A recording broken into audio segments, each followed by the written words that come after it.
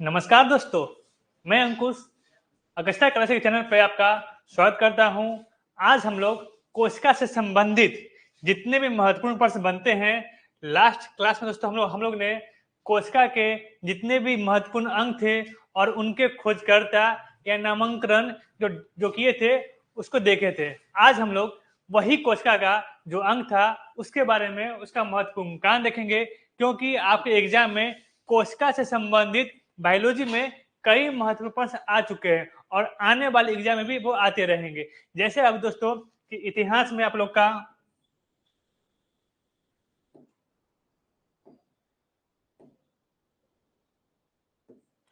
History में दोस्तों हम लोग का जो रेपुटेशन रखता है मॉडर्न हिस्ट्री, वैसे ही बायोलॉजी में आपका सेल चैप्टर वही रेपुटेशन रखता है। हमेशा बायोलॉजी से अगर प्रश्न बनेंगे तो सेल का प्रश्न रहता है। तो 3 क्लास में हम लोग ने सेल के बारे में सही से जाना। आज हम लोग क्या करेंगे, उसका कार्य देखेंगे और नेक्स्ट वीडियो में लगभग 60 से 65 क्वेश्चन होंगे, इसको सॉल्व करेंगे। उसके बाद दोस्तों सेल से संबंधित जितनी भी समस्या आपको होगी सब कंप्लीट। तो दोस्तों चलते हैं, सेशन को शुरू करते हैं। अगर दोस्तों आप चैनल को लाइक कीजिएगा, सब्सक्राइब कीजिएगा। नेक्स्ट दोस्तों क्वेश्चन है कि कोशिका की आकृति एवं अमाप। सबसे पहले देखें दोस्तों, जितनी भी कोशिका है उसका क्या आकृति और माप क्या होता है। हर कोशिका का अपना अपना आकार होता है। तो कहने का मतलब दोस्तों ये हो गया कि कोशिका का कोई निश्चित आकार नहीं होता है। ये पॉइंट ध्यान रखिएगा कि कोशिका का कोई निश्चित आकार नहीं होता है। और देखिए दोस्तों यहाँ पे क्या है, संख्या, आकृति एवं अमाप में विविधता होती है। जो पॉइंट बोला गया था वही पॉइंट लिखा है दोस्तों कि कोशिका का कोई निश्चित आकार नहीं होता है। नेक्स्ट पॉइंट दोस्तों देखेंगे हम लोग कि किसी जीव में केवल एक कोशिका हो सकता है जिसमें सभी जैव प्रक्रम एक ही कोशिका द्वारा संपादित होता है। मतलब कहने का ये हो गया कि कोई भी अगर कोई जीव बन रहा है दोस्तों, जैसे जीवाणु हो गया, जीवाणु एक कोशिकीय होता है, सिर्फ उसमें एक सेल होता है दोस्तों। तो उसमें उसका खाना पीना चलना या उत्सर्जन एक ही अंग द्वारा होगा। लेकिन मनुष्य में दोस्तों क्या होता है, हमारे शरीर बहुत से कोशिका से बना हुआ है। विशिष्ट हर कोशिका का अपना विशिष्ट विशिष्ट काम है। जैसे कि मुंह का कोशिका काम क्या है दोस्तों, खाना खिलाना है। फिर क्या नाक का कोशिका काम क्या है, तो सूंघना है। तो हर कोशिका का अलग अलग काम है। लेकिन दोस्तों जिसमें सिंगल कोशिका है, एक कोशिका दोस्तों पाया जाएगा, उसमें दोस्तों उसका एक कोशिका सारा काम करेगा। चलना है, खाना खाना है, खाना बनाना है, हर काम कौन करेगा, तो वही कोशिका बनेगा। जैसे दोस्तों आपका अमीबा हो गया, पैरामीशियम दोस्तों हो गया, जीवाणु हो गया, इनके पास एक ही कोशिका होता है। आपसे क्वेश्चन पूछ देंगे कि हमारे विश्व में एक कोशिकीय जीव की संख्या पूछेगा कौन कौन है, कौन सा ऐसा जीव है जिसमें एक कोशिकीय जीव पाया जाता है, तो अमीबा हो जाएगा, पैरामीशियम हो जाएगा, जीवाणु हो जाएगा। सिंपल हम लोग समझेंगे दोस्तों कि ये आपका आकृति देख लेंगे, ये आपका अमीबा का आकृति हो गया। ये क्या हो गया, एक एक कोशिकीय होता है दोस्तों। ये पॉइंट ध्यान रखिएगा, अमीबा क्या होता है, एक कोशिकीय होता है। पैरामीशियम क्या होता है, एक कोशिकीय होता है। जीवाणु क्या होता है, एक कोशिकीय होता है दोस्तों। इनका शरीर केवल एक कोशिका से बना होता है। अमीबा, पैरामीशियम और जीवाणु का शरीर केवल एक कोशिका से बना होता है, इसलिए इन्हें एक कोशिकीय जीव कहते हैं। क्या बोलते हैं, तो एक कोशिकीय जीव कहते हैं। अधिकतर अधिकतर कोशिका क्या होता है, गोलाकार आकृति के होते हैं। ये पॉइंट ध्यान रखिएगा कि कोशिका में सामान्यतः ज्यादा आकृति किसका होगा, तो गोलाकार का होगा। तो आपसे प्रश्न पूछ देंगे दोस्तों कि कोशिका का आकृति गोलाकार होता है, कौमाकार होता है, सर्पिलाकार होता है, तो मैक्सिमम क्या हो जाएगा आपका, तो गोलाकार हो जाएगा। तो ये पॉइंट ध्यान रखिएगा दोस्तों। अब चलते हैं नेक्स्ट बिंदु पर दोस्तों कि कोशिका सिद्धांत। एक पॉइंट समझिए दोस्तों कि कोशिका का खोज, लास्ट क्लास में हम लोग ने देखा था कि कोशिका का खोज बोला जाए दोस्तों, इसका आंसर क्या था, तो कोशिका का खोज कौन किया था, रॉबर्ट हुक साहब। रॉबर्ट हुक साहब क्या किए थे, तो कोशिका का खोज किए थे। अब दोस्तों बात आ गई कि कोशिका जंतु में कैसा होगा, वनस्पति में कैसा होगा। उसके दोस्तों उसके बारे में जानकारी कौन देते हैं, तो स्लाइडेन साहब और स्वान साहब। ये पॉइंट ध्यान रखिएगा। कोशिका सिद्धांत किसके द्वारा दिया गया दोस्तों, तो स्लाइडेन एवं स्वान के द्वारा। अब दोस्तों प्रश्न ये बनता है कि स्लाइडेन साहब, स्वान साहब किसके बारे में जानकारी दिया है? तो कोशिका सिद्धांत के बारे में। लेकिन इन पर ऐसे बन आएंगे कि वनस्पति कोशिका के बारे में जानकारी किसके द्वारा दिया गया है और जंतु कोशिका के बारे में जानकारी किसके द्वारा दिया गया है दोस्तों। ध्यान रखिएगा कि स्लाइडिन साहब क्या करते हैं, वनस्पति के बारे में ध्यान देते हैं, वनस्पति के बारे में जानकारी देते हैं, जबकि स्वान साहब क्या करते हैं, जंतु के बारे में। तो इसको ध्यान रखिएगा। याद करने का तरीका क्या है, स्लाइडिन और स्वान। स्लाइडिन बड़ा है तो वनस्पति दे देंगे, स्वान क्या है, छोटा है तो जंतु दे देंगे। वनस्पति में बड़ा कौन, वनस्पति जंतु में बड़ा कौन है, तो वनस्पति है। जंतु का है, छोटा है तो छोटा को छोटा दे देंगे और बड़ा को बड़ा दे देंगे। लेकिन उससे पहले आपको स्लाइडिन और स्वान याद करना पड़ेगा दोस्तों। तो कोशिका सिद्धांत किसके द्वारा दिया गया, तो स्लाइडिन और स्वान के द्वारा दोस्तों। नेक्स्ट दोस्तों क्वेश्चन है, एक पॉइंट समझिएगा। जैसे कि जीवाणु के बारे में हम लोग देखा था, जीवाणु, अमीबा, पैरामीशियम, ये सब क्या थे, एक कोशिकीय जीव थे। क्या थे, तो एक कोशिकीय जीव थे। जबकि विषाणु के बारे में पॉइंट समझिएगा, विषाणु क्या होता है, अकोशिकीय। अकोशिकीय कहने का मतलब समझिएगा कि विषाणु में बिना, विषाणु का जो शरीर होता है बिना सेल का बना होता है।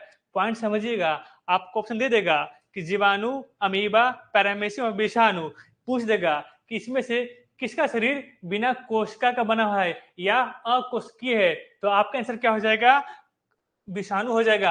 आपको पता है कि जीवाणु, अमीबा, पैरामीशियम में क्या होता है, तो एक एक सेल पाया जाता है, एक एक इसका बनावट क्या, जीवाणु का बनावट, अमीबा का बनावट, पैरामीशियम का बनावट इस प्रकार का होता है।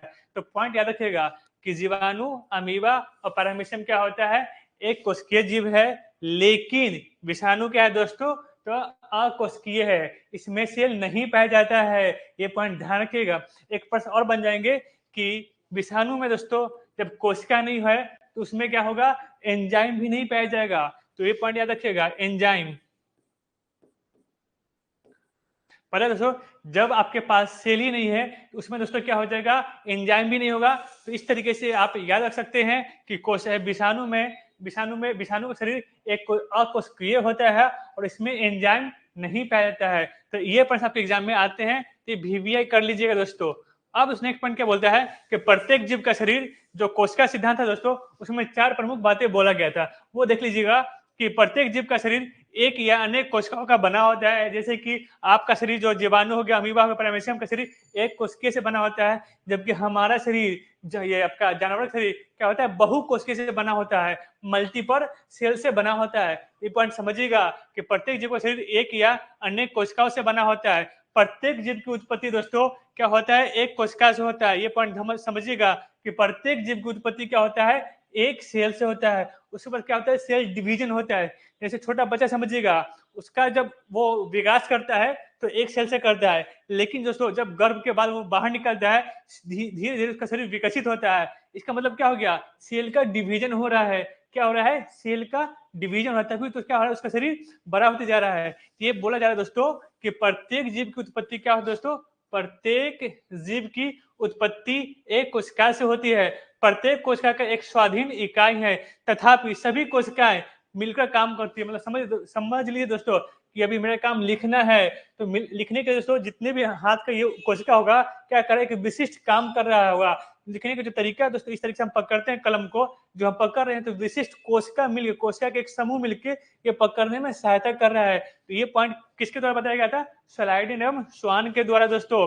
आप दोस्तों देखते हैं कि कोशिका की उत्पत्ति जिस क्रिया से होती है उसमें केंद्रक मुख्य कार्यकर्ता या सृष्टिकर्ता के रूप में भाग लेता है। क्वेश्चन यहीं से बन गया दोस्तों, केंद्रक से 2 क्वेश्चन बन के आते हैं कि कोशिका का नियंत्रण किसके द्वारा होता है। सिंपल समझिएगा, हमारा अभी बीजेपी सरकार है दोस्तों, उसमें मंत्रिमंडल का हेड कौन है, प्रधानमंत्री मोदी जी हेड। अब बाकी कौन है, अमित शाह हो गए, जयशंकर साहब हो गए, उसके बाद राजनाथ सिंह हो गए। तो समझिएगा मंत्रिमंडल के जो भी अंग हो गए वो क्या कोशिका के अंग हो गए। अब प्रधानमंत्री कौन हो गए, तो केंद्रक हो गए। तो जो काम मोदी जी बोलेंगे वही काम ना बाकी लोग करेंगे। जितने भी कैबिनेट के मंत्री हैं, जयशंकर साहब को जो काम दिया जाएगा मोदी जी के द्वारा वही काम करेंगे। ये बोला जा रहा है कि कोशिका का हेड कौन है, केंद्रक है। कोशिका का सृष्टिकर्ता कौन है दोस्तों, तो कौन है, केंद्रक है। तो हमेशा कोशिका में कोई भी काम करना होगा तो किससे पूछ के होगा? तो केंद्रक से पूछ के होगा दोस्तों। तो ये पॉइंट समझिएगा कि कोशिका की उत्पत्ति जिस क्रिया से होती है उसमें केंद्रक मुख्य कार्यकर्ता या सृष्टिकर्ता के रूप में भाग लेते हैं। और आखिर पॉइंट क्या है दोस्तों? तो विषाणु कोशिका सिद्धांत का अपवाद है, इसमें कोई कोशिका नहीं पाई जाती है। तो ये महत्वपूर्ण 4 से 5 प्रश्न आपके एग्जाम में आ सकते हैं। जीवाणु क्या है?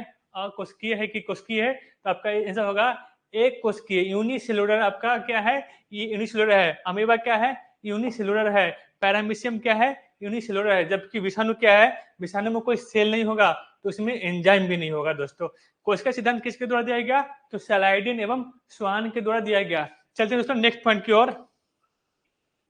कोशिका के प्रकार, ये पॉइंट समझिएगा कि कोशिका के 2 प्रकार होते हैं, एक होता है प्रोकैरियोटिक, एक होता है यूकेरियोटिक दोस्तों। आसान समझिएगा, इसको हम ऐसे लिखेंगे, पहले वाला कोशिका, पहले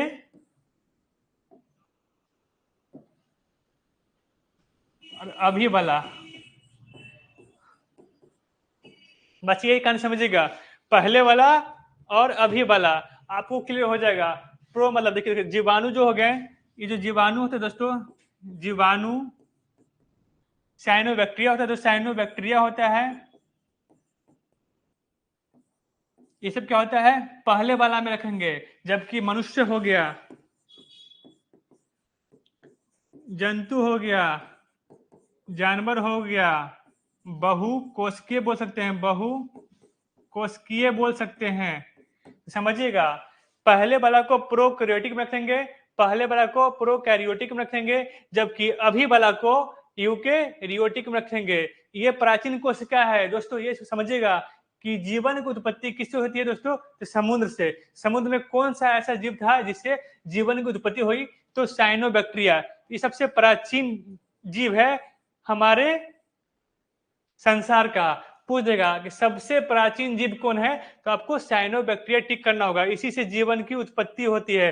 तो पहले वाला कौन हो गया? तो जीवाणु हो गया, साइनोबैक्टीरिया हो गया, और अभी वाला में हम लोग आ गए हैं जो मॉडर्न हो गया, मॉडर्न लोग हो गए, उसको बोलते हैं। सिंपल आप समझिए दोस्तों कि एक आपका होता है मोबाइल, इसमें 1 2 3 4 5 6 7 8 9 लिखा होता था। अभी क्या हो गया है? स्क्रीन टच मोबाइल हो गया। क्या हो गया? स्क्रीन टच हो गया है। तो दोनों फंक्शन है ना फोन बात करने का, लेकिन दोस्तों सबसे ज्यादा फंक्शन किसे मिलेगा? इसमें मिलेगा, स्क्रीन टच में। ये आपका अपग्रेड वर्जन हो गया। वही चीज यूकेरियोटिक होता है, ये क्या हो गया है? आपको अपग्रेड वर्जन हो गया है। आपको प्रोकैरियोटिक में क्या हो गया? ये आपका पुराना वाला हो गया है। क्या पुराना वाला में सब फंक्शन मिलेगा? नहीं मिलेगा। बस फोन करने का, नंबर सेव करने का, लेकिन दोस्तों इसमें खाना, वीडियो देखने का, वीडियो सुनाने का, बनाने का हर फंक्शन आपको मिलेगा। सिंपल वही चीज है प्रोकैरियोटिक में और यूकेरियोटिक में दोस्तों। तो ये पॉइंट समझिएगा दोस्तों। अब क्या बोलता है प्रोकैरियोटिक कोशिका? प्रारंभिक कोशिका इसको बोला जाता है। प्रोकैरियोटिक क्या बोला जाता है? तो प्रारंभिक कोशिका बोला जाता है। नेक्स्ट क्या है? यूकेरियोटिक कोशिका, वैसी कोशिका जो पूर्ण रूप से विकसित होती है, पूर्ण रूप से विकसित होता है। मनुष्य का कोशिका पूर्ण रूप से विकसित है दोस्तों। तो ये सब यूकेरियोटिक के अंदर में आते हैं। आपसे एग्जाम पूछ देगा दोस्तों कि प्रोकैरियोटिक का उदाहरण दो, आपका उदाहरण क्या होगा? जीवाणु हो जाएगा, साइनोबैक्टीरिया हो जाएगा, और यूकेरियोटिक उदाहरण में हम लोग आ जाएंगे दोस्तों। तो ये पॉइंट ध्यान रखिएगा। कभी कभी पूछ देगा दोस्तों कि प्रोकैरियोटिक में दोस्तों राइबोसोम पाया जाता है। इसमें राइबोसोम कितने प्रकार का होता है?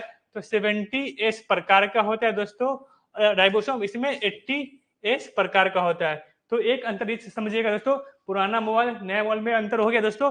बस फोन करने का तरीका क्या था? नंबर डायल करते थे, अब क्या है? वो क्लिक करते फोन लगता है, वही चीज समझिएगा। फंक्शन दोनों में था, इसको बोलते हैं राइबोसोम बोलते हैं। तो प्रोकैरियोटिक में क्या दोस्तों क्या होगा? आपका राइबोसोम तो 70S प्रकार का होगा, जबकि यूकेरियोटिक में क्या दोस्तों? तो 80S प्रकार का दोस्तों। तो ये अंतर आपका होता है दोस्तों, ध्यान रखिएगा। चलते हैं नेक्स्ट पॉइंट पे दोस्तों, कोशिका संरचना। ये चीज समझिए दोस्तों कि कोशिका का संरचना किस किस अंग से होता है। सिंपल वही कहानी है, मंत्रिमंडल जो आप पॉलिटी में पढ़ते हैं कि मंत्रिमंडल का हेड कौन होता है दोस्तों?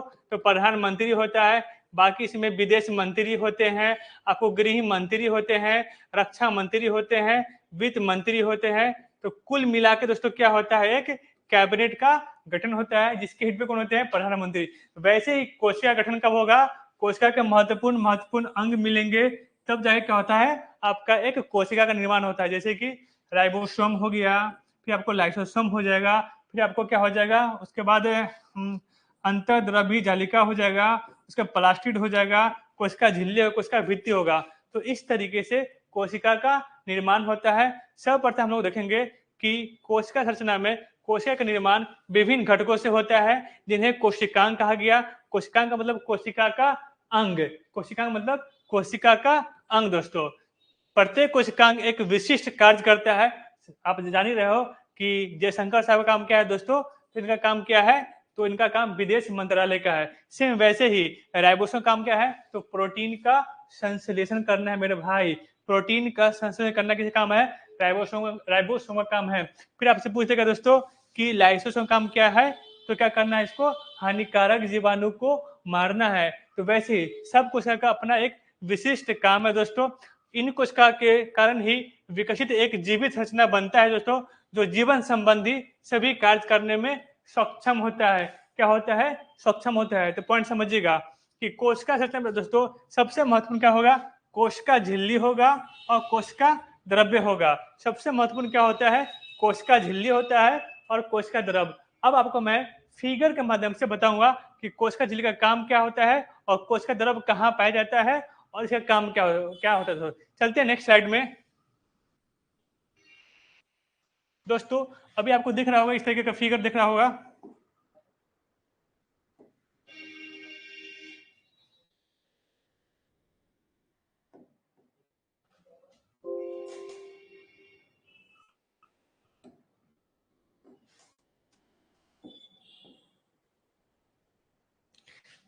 देखिए दोस्तों, ये क्या हो गया, सेल, इस तरीके के सेल का आकृति दोस्तों बना हुआ है।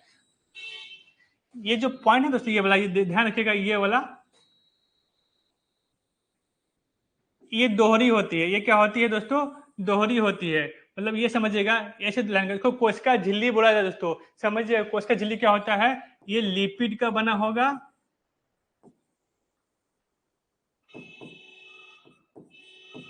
ये लिपिड का बना होता है, नीचे वाला प्रोटीन का बना होगा।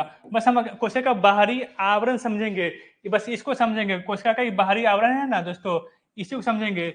ये दो प्रकार की झिल्ली से बना होता है। एक ऊपर का क्या बोलते हैं, लिपिड बोलते हैं, नीचे वाले को प्रोटीन बोलते हैं दोस्तों। तो ये पॉइंट समझिएगा कि कोशिका झिल्ली क्या होता है, सेल के बाहरी क्षेत्र पे होता है, सेल के बाहरी क्षेत्र पे होता है दोस्तों, ये चीज समझिएगा। और नेक्स्ट क्या था, कोशिका द्रव्य। कोशिका द्रव्य क्या होगा दोस्तों, ये जो पीला रंग का आपको द्रव्य दिख रहा है दोस्तों, ये पीला रंग का, यही आपका क्या हो जाएगा, कोशिका द्रव्य होगा दोस्तों। ये क्या हो जाएगा, पीला रंग का आकृति होगा, पीला रंग वाला जो द्रव्य है दोस्तों, उसको क्या बोला जाता है, कोशिका द्रव्य बोला जाता है। तो उम्मीद करता हूं दोस्तों कि ये पॉइंट आपको समझ में आ गया होगा कि कोशिका झिल्ली क्या होता है और कोशिका द्रव्य क्या होता है। कोशिका झिल्ली का कार्य समझिएगा आप लोग, बस क्या है, कोशिका झिल्ली का काम समझिएगा, आपका क्या हो जाएगा, पॉइंट ये क्लियर हो जाएगा। कोशिका झिल्ली के बारे में दोस्तों ये पॉइंट समझिएगा कि एक होता है दरवान। आप बैंक में जाते हैं, तो बैंक में या मॉल में आते हैं, तो स्टार्टिंग पॉइंट पे आपको कोई मिलता है ना दरवान, वैसे ही दोस्तों कोशिका झिल्ली क्या है, कोशिका का दरवान काम करता है। कौन सा पदार्थ को कोशिका के अंदर लाना है, कौन से पदार्थ कोशिका को बाहर रखना है, तो ये सिलेक्शन किसका होता है दोस्तों, तो ये सिलेक्शन होता है आपका कोशिका झिल्ली का, कोशिका झिल्ली का। ये पॉइंट समझिए कोशिका के बारे में कि कोशिका का दरवान के बारे में बताता कौन है दोस्तों, कोशिका झिल्ली बताता है, पॉइंट ये समझिएगा। अब दोस्तों ये बाबू है ना, कोशिका द्रव्य के बारे में आप लोग क्लियर हो दोस्तों, ये पॉइंट समझिएगा। कोशिका द्रव्य क्लियर हो गया दोस्तों, ये आपका द्रव्य हो गया। अब कोशिका झिल्ली काम क्या है, जो कोशिका का महत्वपूर्ण अंग होगा उसके लिए महत्वपूर्ण खाना कौन भेजेगा दोस्तों, सिलेक्टिव चीज कौन भेजेगा दोस्तों, तो ये कोशिका झिल्ली भेजेगा। अब नेक्स्ट पॉइंट पे आते हैं हम लोग। अब कोशिका भित्ति, कोशिका भित्ति में सबसे महत्वपूर्ण पक्ष दोस्तों ये बनता है कि ये सिर्फ पादप कोशिका में होता है। कोशिका झिल्ली क्या होता है, तो सिर्फ पादप कोशिका में पाया जाएगा, जंतु कोशिका में ये नहीं पाया जाएगा। तो पहला क्वेश्चन ये से बन के आता है दोस्तों, ये पॉइंट याद रखिएगा कि ये सिर्फ पादप कोशिका में पाया जाता है। कोशिका झिल्ली क्या होता है, कोशिका भित्ति क्या होता है, इसको अंग्रेजी में सेल वॉल बोलते हैं, और ये सिर्फ क्या होता है, पादप कोशिका में ही पाया जाता है। सेकेंड बात दोस्तों कि ये जो ग्रीन ग्रीन आकृति है दोस्तों, इसी को बोलते हैं क्या, सेल वॉल बोलते हैं। जो भी पेड़ पौधे में बाहरी की आकृति होती है दोस्तों, उसको सेल वॉल या कोशिका भित्ति इसको बोला जाता है दोस्तों। इसका मुख्य काम क्या होता है दोस्तों, जितने भी पेड़ पौधे हैं दोस्तों, उसको मजबूती प्रदान करना। आपसे एग्जाम में पूछ देगा कि कोशिका भित्ति का महत्वपूर्ण काम क्या है, तो कोशिका को पेड़ पौधे जितने भी पादप है दोस्तों, मजबूती प्रदान करना, उसको यांत्रिक सहारा प्रदान करना, उसके अंदर का जो कोशिका झिल्ली है उसको सूखने से बचाना। ये आपका क्या हो गया, कोशिका भित्ति का काम होता है। दूसरा क्वेश्चन दोस्तों क्या होता है, ये क्या होता है मुख्यतः, ये मुख्यतः सेलुलोज का बना होता है दोस्तों। तो 3 प्रश्न कोशिका भित्ति से पूछा जाता है एग्जाम में कि कोशिका भित्ति किसमें पाया जाता है, जंतु कोशिका में या पादप कोशिका में। तो आपका आंसर क्या हो जाएगा, ये सिर्फ क्या होगा, पादप कोशिका में पाया जाता है, पहला क्वेश्चन। दूसरा दोस्तों क्या हो जाएगा कि कोशिका भित्ति मुख्यतः किससे बनी होती है, तो कोशिका भित्ति मुख्यतः सेलुलोज से बनी होती है। तीसरा महत्वपूर्ण क्वेश्चन बनता है दोस्तों कि कोशिका भित्ति का मुख्य कार्य क्या होता है दोस्तों, तो इसका मुख्य काम एक निश्चित आकृति, पेड़ पौधों को एक निश्चित आकृति प्रदान करती है एवं उसका सुरक्षा एवं यांत्रिक सहारा प्रदान करती है। तो ये इसका मुख्य काम दोस्तों हो गया है, पॉइंट समझिएगा। अब दोस्तों देखेंगे इसमें क्या है दोस्तों, राइबोसोम। ये जो हम फिगर दोस्तों, ये सेल का फिगर है। तो सेल के फिगर में सबसे जो महत्वपूर्ण पार्ट ये पढ़ेंगे। इसमें क्या है दोस्तों, ये आपका गोल्जी काय हो गया, ये आपका माइटोकॉन्ड्रिया हो गया, ये आपका क्या केंद्रक हो गया दोस्तों, ये आपका लाइसोसोम हो गया। सबके बारे में जो भी मुख्य अंग है उसका महत्वपूर्ण कार्य देख लेंगे और हमारा सेल चैप्टर कंप्लीट हो जाएगा दोस्तों। तो चलते हैं, सबसे पहला टॉपिक आकर उठाते हम लोग आपका माइटोकॉन्ड्रिया। ये क्या है दोस्तों, माइटोकॉन्ड्रिया। माइटोकॉन्ड्रिया के बारे में कल हम आपसे पूछा था, माइटोकॉन्ड्रिया। कल के क्लास में दोस्तों माइटोकॉन्ड्रिया के बारे में कई महत्वपूर्ण प्रश्न बताए थे। आज मैं रिव्यू करवाता हूं दोस्तों कि माइटोकॉन्ड्रिया का खोज कौन किया है दोस्तों, माइटोकॉन्ड्रिया का नामकरण किसके द्वारा किया गया है, दोनों पॉइंट बताइए दोस्तों। खोज बोले दोस्तों, खोज तो अल्टमैन याद रखिए दोस्तों कि माइटोकॉन्ड्रिया खोज कौन किया है, तो अल्टमैन खोज किए हैं। नामांकन दोस्तों पूछेगा, नामांकन पूछेगा दोस्तों, तो आपका आंसर क्या हो जाएगा, बेंडा साहब हो जाएंगे, बेंडा इसका नामांकन किया है दोस्तों। अब माइटोकॉन्ड्रिया का कार्य पूछा, तो कार्य, इसका महत्वपूर्ण कार्य क्या है, तो दोस्तों आप लोग को पता होगा कि माइटोकॉन्ड्रिया का कोशिका का बिजली गृह पावर हाउस बोला जाता है। ये पॉइंट याद रखिएगा कि माइटोकॉन्ड्रिया दोस्तों क्या बोलता है, बिजली गृह, इसको अंग्रेजी में क्या बोलेंगे दोस्तों, तो पावर हाउस, या इसको ऊर्जा गृह भी बोलते हैं दोस्तों। तो माइटोकॉन्ड्रिया से ये पॉइंट याद रखिएगा कि माइटोकॉन्ड्रिया खोज कौन किया दोस्तों, तो अल्टमैन खोज किए हैं, नामांकन बेंडा किया है। महत्वपूर्ण कार्य में क्या हो जाएगा दोस्तों, तो जितने भी सेल है उसमें माइटोकॉन्ड्रिया का महत्वपूर्ण काम क्या हो जाएगा, श्वसन के माध्यम से क्या होता है, श्वसन करके दोस्तों ऊर्जा की प्राप्ति, श्वसन के माध्यम से ऊर्जा की प्राप्ति होता है। आपसे पूछ देगा कि माइटोकॉन्ड्रिया ऊर्जा की प्राप्ति कैसे करता है, तो वो श्वसन के माध्यम से करता है। और ऊर्जा किस रूप में होता है, तो एटीपी में, एटीपी के रूप में एनर्जी स्टोर रहती है दोस्तों। जैसे कि मैं अभी बोल रहा हूं, मैं लिख रहा हूं, तो हर कोशिका दोस्त काम कर रहा है, तो उसके लिए कुछ एक एनर्जी चाहिए। वो एनर्जी कौन देता है दोस्तों, तो वो माइटोकॉन्ड्रिया के द्वारा ही दिया जाता है। माइटोकॉन्ड्रिया को बिजली गृह बोला जाता है, पावर हाउस भी बोला जाता है और ऊर्जा गृह भी बोला जाता है। एक पॉइंट जो भी है दोस्तों होता है, आपके एग्जाम में आ जाते हैं कि क्रेब्स चक्र,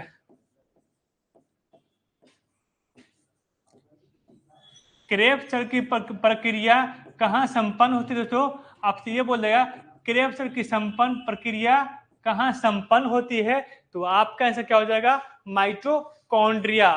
तो ये पॉइंट ध्यान रखिएगा दोस्तों कि इतने आपका माइटोकॉन्ड्रिया से संबंधित प्रश्न है। अब इस फिगर को समझ लेंगे, फिगर समझ लीजिएगा, आपका सारा परेशानी कंप्लीट हो जाएगा। दोस्तों आपको दिख रहा है दोस्तों, यहाँ पे एक डीएनए मिलेगा आपको, जो एग्जाम में आ रहा है मैं वही बता रहा हूं दोस्तों। डीएनए के बारे में पूछेगा और राइबोसोम के बारे में पूछेगा। दो पॉइंट दोस्तों देखेंगे, एक आपको मैट्रिक्स हो गया, ये आपका क्रिस्टी हो गया, इसका देखेंगे एक आउटर मेम्ब्रेन हो गया, एक इनर मेम्ब्रेन हो गया दोस्तों। तो यही पॉइंट समझिएगा कि माइटोकॉन्ड्रिया का जो माइटोकॉन्ड्रिया जो झिल्ली होता है दोस्तों, ये कितने सेल में होता है, कितने मेम्ब्रेन में विभक्त होता है। तो एक आउटर में होता है, एक इनर में होता है दोस्तों, एक आउटर में होता है, एक इनर में होता है। प्रश्न मन के क्या जाएंगे, ये जो डीएनए है, आप एग्जाम में पूछता है दोस्तों, एग्जाम में कि माइटोकॉन्ड्रिया कि केंद्र के अलावा डीएनए कहाँ कहाँ पाया जाता है, केंद्र के अलावा डीएनए सेल के किस किस अंग में पाया जाता है दोस्तों। तो पहला आपका माइटोकॉन्ड्रिया हो जाएगा। एक ये क्या हो गया, ये जंतु एवं क्या हो जाएगा दोस्तों, जंतु और पादप दोनों में होता है माइटोकॉन्ड्रिया। लेकिन दोस्तों एक आता है प्लास्टिड, आता है प्लास्टिड, से हिंदी में क्या बोलते हैं, लवक बोलते हैं। तो लवक में क्या दोस्तों, इसमें भी क्या होता है, डीएनए पाया जाएगा। और दोनों किसका पार्ट है दोस्तों, तो कोशिका के दोनों महत्वपूर्ण अंग है, एक माइटोकॉन्ड्रिया है, एक आपका प्लास्टिड है, दोनों में डीएनए पाया जाता है। तो प्रश्न बन के आ जाएंगे कि कोशिका के अलावा, कोशिका केंद्र के अलावा डीएनए कहाँ कहाँ प्रेजेंट होती है। तो एक आपको दिख रहा है यहाँ पे माइटोकॉन्ड्रिया में डीएनए प्रेजेंट है। तो वैसे तो प्लास्टिड में क्या होता है, डीएनए प्रेजेंट होता है। तो ये महत्वपूर्ण प्रश्न बनते हैं। आपसे पूछेगा क्या माइटोकॉन्ड्रिया में राइबोसोम होता है, तो बिल्कुल राइबोसोम होता है। राइबोसोम काम क्या है दोस्तों, तो प्रोटीन का संश्लेषण करना। क्या हो गया, प्रोटीन का संश्लेषण, प्रोटीन का संश्लेषण करने से काम हो गया दोस्तों। तो ये राइबोसोम का काम हो गया। इतना महत्वपूर्ण क्वेश्चन आपसे माइटोकॉन्ड्रिया से बनता है। खोज, अल्टरमेंट, नामकरण, बेंडा, क्या काम है, तो श्वसन से ऊर्जा का उत्पादन करना है। किस रूप में करना है, तो एटीपी के रूप में करना है दोस्तों। उसके बाद दोस्तों इसको बिजली गृह बुलाता है, पावर हाउस बुलाता है। क्रियाविशेष कहाँ संपन्न होती है, तो माइटोकॉन्ड्रिया में संपन्न होती है। डीएनए क्या केंद्र का भाग कोशिका में डीएनए कहाँ मिलता है, तो फिगर के माध्यम से दोस्तों हम देखे हैं कि आपका डीएनए कहाँ मिल रहा है, माइटोकॉन्ड्रिया मिल रहा है। इसके अलावा जो पादप में काम है, पादप में क्या होगा दोस्तों, तो हम लोग का प्लास्टिड या लवक मिलता है। तो कोशिका में कुल मिला के 3 जगह डीएनए मिलता है। एक आपका केंद्रक में हो गया, जो कि हम अगले मतलब कि नेक्स्ट स्लाइड में पढ़ेंगे। उसके बाद क्या होता है, माइटोकॉन्ड्रिया में पाया जाता है और प्लास्टिड में। उम्मीद कर रहे हैं दोस्तों कि माइटोकॉन्ड्रिया से सारे चीजें आपको समझ में आ गई होगी। चलते हैं नेक्स्ट स्लाइड में दोस्तों ये देखिए क्या है आपको, ये जो आपका दोस्त फिगर है दोस्तों, ये आपका क्या हो गया, ये आपका सेल का केंद्रक हो गया, कोशिका का केंद्रक हो गया, कोशिका का केंद्रक। और ये जो दोस्तों आकृति आपको दिख रहा होगा,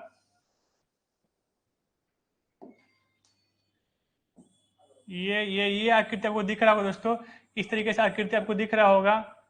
इसको क्या बोला जाता है दोस्तों, तो ER बोला जाता है, अंतःप्रवि जालिका बोला जाता है दोस्तों। क्या बोला जाता है, तो अंतःप्रवि जालिका बोला जाता है,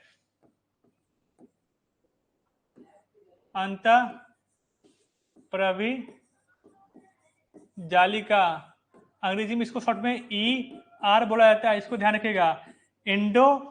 एंडोप्लाज्मिक रेटिकुलम बोला जाता है। तो 2 प्रश्न बनते एग्जाम में, आपके एग्जाम में दोस्तों, कि केंद्रक जस्ट बगल में कौन सा अंग पाया जाता है, तो ER पाया जाता है, एंडोप्लाज्मिक रेटिकुलम, एंडोप्लाज्मिक रेटिकुलम दोस्तों। अब सेकंड पॉइंट आता है कि ER कितने प्रकार का होता है। तो आपको दिख रहा है दोस्तों, एक ER में क्या है, आपको बूंदा बूंदा दिख रहा है, ये दिख रहा है। इसमें दोस्तों क्या हो रहा है, इसमें आपको क्लीन दिख रहा है, स्मूथ है। तो 2 पॉइंट समझिएगा। एक ER क्या हो गया, रफ वाला हो गया, इसको खुरदरा बोलते हैं। क्या बोलते हैं दोस्तों, तो इसको खुरदरा बोलते हैं। तो ये पॉइंट समझिएगा। रफ ER, एक क्या होता है, स्मूथ ER होता है। तो 2 पॉइंट समझिएगा। ER का 2 पॉइंट होता है, एक होता है रफ ER होता है दोस्तों, एक स्मूथ हो गया। रफ वाला पार्ट जो आपको दिख रहा है दोस्तों, ये आपका रफ वाला पार्ट हो गया। ये क्या हो गया, स्मूथ वाला पार्ट हो गया। हाँ, एग्जाम में यही प्रश्न बन जाएंगे कि रफ का काम क्या है, स्मूथ का काम क्या है दोस्तों, समझिएगा। रफ पे क्या दोस्तों, ये जो रफ पे दोस्तों ये सब जो बिंदु है, इसको क्या बोला जाता है, इसको राइबोसोम बोला जाता है। जो ER पे दोस्तों राइबोसोम होगा, उसको रफ ER बोलेंगे। ध्यान रखिएगा कि ये जो रफ है, इसको क्या बोलते हैं, तो राइबोसोम। ये था एक्चुअली में स्मूथ था, लेकिन उस पर क्या बैठ गया है, तो राइबोसोम बोला गया है। तो इसका नाम क्या हो गया? रफ ईआर, खुरदरा इंडोप्लाज्मिक रेटिकुलम दोस्तों। तो इसका महत्वपूर्ण काम क्या होता है दोस्तों? प्रोटीन का संश्लेषण, प्रोटीन का संश्लेषण। इसको ना माना करेंगे कि दोबारा क्लास में आएगा नहीं, बीच क्लास में, ये बहुत डिस्टर्ब कर रहा है। प्रोटीन का संश्लेषण। थोड़ा चलिए, थोड़ा ऐसी चलिए, गर्मी लग रहा है भैया। तो प्रोटीन का संश्लेषण समझिए दोस्तों कि रफ ईआर पे क्या होता है? प्रोटीन का संश्लेषण होता है, जबकि स्मूथ पे क्या होगा दोस्तों? ये पॉइंट समझिएगा कि स्मूथ का काम क्या है दोस्तों? तो वसा लिपिड का संश्लेषण होता है। दोनों पॉइंट समझिएगा कि इंडोप्लाज्मिक रेटिकुलम से दो प्रश्न बन के आ जाएंगे दोस्तों। एक आपका हो जाएगा क्या कि ये किंडर जस्ट नजदीक होते हैं, और दोस्तों ये दो प्रकार के होते हैं, एक होता है खुरदरा होता है, एक आपका क्या होता है? चिकना होता है। तो चिकना का काम क्या है दोस्तों? तो वसा का संश्लेषण, वसा बोलेंगे या लिपिड बोलेंगे, वसा बोलेंगे या लिपिड का संश्लेषण। और रफ का काम क्या हो गया? राइबोसोम का संश्लेषण दोस्तों। इस तरीके से हम लोग का ईआर आपको मैं उम्मीद कर रहा हूं दोस्तों कि रफ ईआर का काम और स्मूथ ईआर का काम आपको समझ में आ गया होगा। एक पॉइंट समझेंगे राइबोसोम के बारे में। ये जो ईआर पे रफ जो बना रहे दोस्तों, जो क्या बोलते हैं? इसको बोलते हैं राइबोसोम बोलते हैं,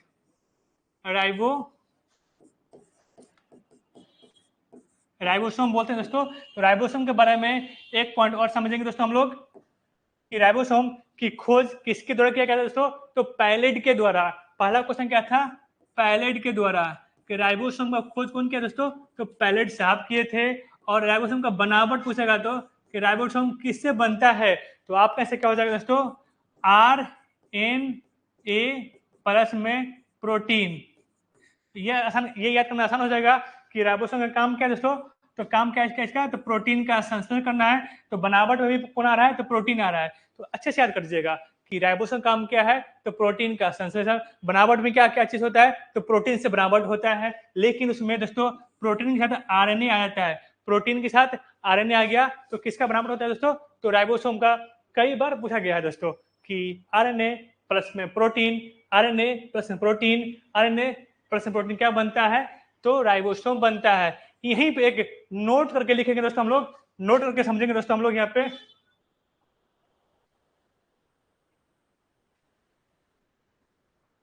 कि जब RNA प्लस में प्रोटीन दोस्तों हो गया, वैसे ही DNA प्लस में प्रोटीन, इससे क्या बनता है? तो राइबोसोम बनता है, राइबोसोम बनता है। इससे क्या बनता है? तो दोनों ये याद कर लोगे, दोनों में प्रोटीन कॉमन है दोस्तों, बस एक में आरएनए आता है, एक में डीएनए आता है। आर वाला को आर दे देंगे, आर से आरएनए, आर से राइबोसोम, वैसे यहाँ पे क्या दे देंगे? गुणसूत्र दे देंगे, गुणसूत्र। हाँ, तो यही दो प्रश्न है जो थोड़ा सा बच्चों को कंफ्यूज कराते हैं। आपको कंफ्यूज नहीं होना है। राइबोसोम में प्रोटीन जोड़ेंगे दोस्तों, सॉरी आरएनए में प्रोटीन जोड़ेंगे तो राइबोसोम मिलेगा, और डीएनए में प्रोटीन जोड़ेंगे तो क्या मिलेगा? गुणसूत्र मिलेगा। अंग्रेजी में इसको क्या बोलते हैं दोस्तों? तो क्रोमोसोम बोलते हैं। तो रफ ईआर से इतना महत्वपूर्ण प्रश्न बनते हैं दोस्तों। उम्मीद करता हूं कि आप अच्छे से इसको समझ गए होंगे। नेक्स्ट स्लाइड पे चलते हैं दोस्तों। नेक्स्ट अंक क्या है दोस्तों हम लोग के पास? गोल्जी काय। दोस्तों गोल्जी काय के बारे में हम लोग ये जानते हैं दोस्तों कि गोल्जी काय का खोज कौन किया दोस्तों? सब प्रथम दोस्तों हम लोग देखेंगे खोज कैमिलो गोल्जी,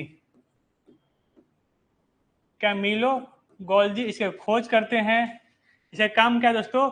तो यातायात प्रबंधन का, यातायात प्रबंधक, ट्रैफिक पुलिस इसको बोलेंगे, ट्रैफिक पुलिस। लेकिन हमने इसका नाम ट्रैफिक पुलिस हटा के क्या बोल दिया है? फ्लिपकार्ट, फ्लिपकार्ट, मिंत्रा। हाँ, तो मेरे द्वारा दिया गया नाम क्या इसका? फ्लिपकार्ट हो गया और मिंत्रा हो गया। अब समझिए कि मैंने ये नाम क्यों दिया, आपको आसानी से मैं याद करवा देता हूँ दोस्तों। समझिएगा कि यातायात प्रबंधक और कैमिलो गोल्जी, इसका काम वास्तव में है क्या? जैसे कि इंडोप्लाज्मिक रेटिकुलम क्या था दोस्तों? तो प्रोटीन का संश्लेषण किया था RER का काम था रफ, ER का काम क्या था, तो प्रोटीन का संश्लेषण, और स्मूथ ER का काम क्या था दोस्तों, इसमें तो काम क्या था, तो वसा का संश्लेषण था दोस्तों। अब क्या होता है, वसा का संश्लेषण करता है और ये किसको भेजता है, मतलब ER जो है ना, जो ER संश्लेषण किया दोस्तों, वो किसको भेजेगा, तो गोल्जी बॉडी को भेजता है, गोल्जी बॉडी को भेजता है। ये क्या करता है, पैकिंग करता है और भेज देता है बॉडी में, हर अंग के पास भेज देता है। तो पहला काम क्या होगा दोस्तों, कि पहले प्रोटीन का संश्लेषण कहाँ पे होता है, तो ER पे राइबोसोम करता है, और जो प्रोटीन का संश्लेषण हो गया दोस्तों, उसको कहाँ भेजा गया, तो गोल्जी काय में भेजा गया, गोल्जी बॉडी में भेजा गया। इसका काम क्या है, कि जिस अंग के पास प्रोटीन की कमी होगा, ये पैकिंग करके वहां भेज देगा। तो समझ में आ गया ना।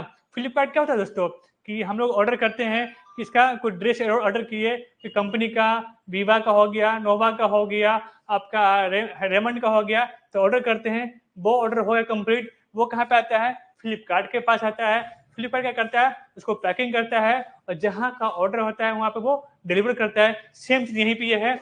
ER क्या करेगा, ER आपका कंपनी हो गया रेमंड सेमंड, वो करेगा, आपको कपड़ा बना के देगा, वो किसको भेजेगा, तो गोल्जी बॉडी को भेजेगा, और जहां पे ऑर्डर आ रखा है वो गोल्जी बॉडी क्या करेगा, वो ऑर्डर को सेंड कर देगा। तो ये यातायात प्रबंधक हो गया ना, ट्रैफिक पुलिस हो गया ना, और फ्लिपकार्ट मिंत्रा वाला काम से हम कर रहे हैं ना।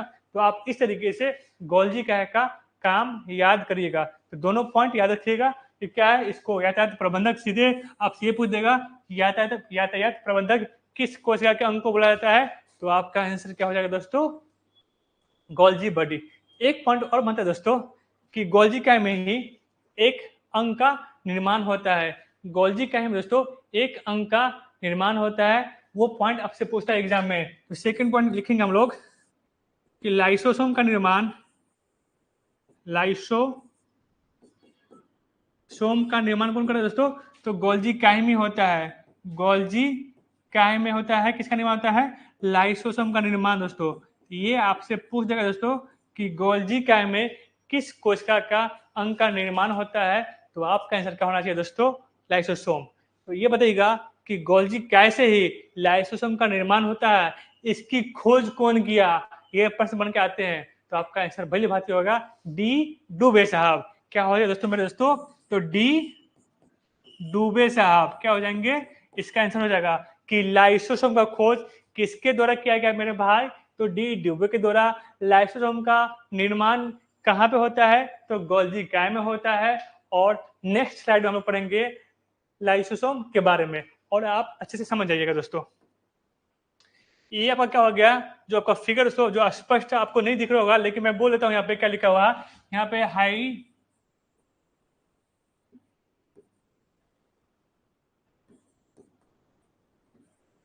हाइड्रोलिटिक एंजाइम, बस यही, इसी मेन काम इसी का है। लाइसोसोम में मेन काम दोस्तों क्या है, तो हाइड्रोलिटिक एंजाइम का काम है। तो पहला क्वेश्चन क्या था दोस्तों, कि लाइसोजाइम का खोज, लाइसोजाइम, लाइसोसोम का खोज दोस्तों, लाइसोसोम का खोज कौन किया दोस्तों, तो आपका आंसर क्या हो जाएगा, डी डुबे साहब हो जाएगा। काम क्या है, कार्य, आपसे एग्जाम में यही तो पूछता है कि कोशिका के जितने महत्वपूर्ण अंग है उसका कार्य क्या है, खोज कौन किया है। तो खोज आपका हो गया डीडू साहब। कार्य क्या हो जाएगा, जितने भी कोशिका में हानिकारक पदार्थ एंटर कर गए। एक चीज समझिएगा कि हमारे कोशिका में दरबान का काम कौन कर रहा था, तो कोशिका झिल्ली, क्या था, कोशिका झिल्ली। उसका काम क्या था, तो कोशिका से संबंधित जो भी बेनिफिशियली पदार्थ होगा, जो भी लाभदायक पदार्थ होगा, उसको चुन चुन के अंदर भेजेगा। लेकिन क्या हो गया, कोई धोखा दे दिया, कोई बुरका पहन के घुस गया किसमें, कोशिका में, वो आके उपद्रव मचा रहा है। तो उसका पहचान कौन करेगा। मान लो दोस्तों कि आप लोग भी अपने स्कूल में क्या होता है, गेट की जगह पे खिड़की से घुस जाते हो या भाग जाते हो, तो बाद में मास्टर साहब काउंट पकड़ लेते हैं ना। तो वैसे ही लाइसोसोम क्या करेगा, हानिकारक पदार्थ को पकड़ेगा, उसको मार देगा। तो यही प्रश्न बनते हैं कि हानिकारक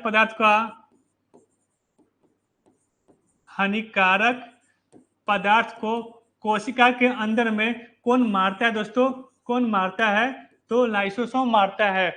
याद रखिएगा कि हानिकारक पदार्थ को कोशिका के अंदर में कौन मारता है, तो कौन मारता है भाई में, तो लाइसोसोम ही मारेगा। हाँ, मारने वाला कौन है, तो उसके अंदर में जो एंजाइम होता है, हाइड्रोलाइटिक जो भी महत्वपूर्ण एंजाइम होता है वो उसको मारता है। लाइसोसोम तो एक अंग है, उसके अंदर में क्या होता है, एक एंजाइम पाया जाता है, वो क्या करता है, चुन चुन के क्या होता है, लाशें बिछा देता है। सनी देओल है, ठीक है ना, चुन चुन के मारूंगा, ये चीज ये बोलता है, अपना एंजाइम बोलता है, तो इसको हम लोग सनी देओल बोलेंगे। लाइसोसोम क्या बोलेंगे, सनी देओल बोलेंगे, चुन चुन के मारेगा। एक पॉइंट और समझिएगा, अगर सन्नी देओल से ज्यादा पावरफुल कौन हो गया, विलेन हो गया, तो क्या हो जाएगा दोस्तों, तो इसमें हीरो की हार हो जाएगी, होगी ना। अगर हीरो से ज्यादा पावरफुल क्या हो जाएगा, आपका विलेन हो जाएगा। थैनोस, थैनोस क्या था दोस्तों, एक चुटकी में वर्ल्ड समाप्त कर दिया गया था। तो उस वक्त क्या होगा, लाइसोसोम खुद फट जाएगा। क्या हो जाएगा, जो अपना हीरो है पाकिस्तानी बम्बर तरह खुद फट जाएगा, और जितने भी उसमें पदार्थ है सबका मृत्यु हो जाएगा, और साथ ही विलन भी समाप्त हो जाएगा। इसीलिए इसको आत्महत्या की थैली भी बोलते हैं। क्या बोलते हैं, आत्महत्या की थैली भी।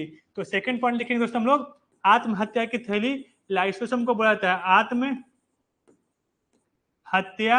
की थैली भी किसको बोला है दोस्तों, तो लाइसोसोम को आत्महत्या की थैली भी बोला जाता है। तो 3 पॉइंट इसमें, इस जो हानिकारक पदार्थ है जीवाणु कौन मारता है, तो लाइसोसोम मारेगा।